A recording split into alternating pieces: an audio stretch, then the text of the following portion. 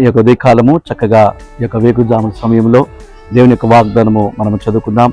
ప్రతి ఒక్క హృదయాన్ని ఆయన వాక్యం చేత తట్టబోతా ఉన్నాడు, వాక్యం చేత బలపరచబోతా ఉన్నాడు.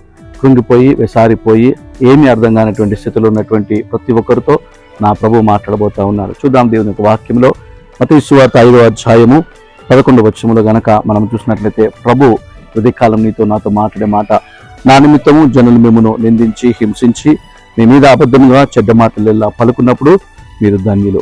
ఈరోజు నీ మీద అన్యాయంగా అక్రమముగా నేరారోపణ చేసి అన్యాయంగా మాట్లాడుతున్నారేమో, దూషిస్తున్నారేమో.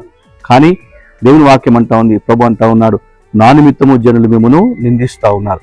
అది ప్రభు నిమిత్తమని గ్రహించుకొని ప్రభుకి స్తుతి చెల్లించుదాం. ప్రభు యొక్క దృష్టిలో మనం ధన్యులుగా ఉంటా ఉన్నాం. భయపడే అవసరం లేదు, కృంగిపోయే అవసరం లేదు. ధైర్యం కలిగి ఉందాం. దేవుని కృప మనకు తోడుగా ఉంది.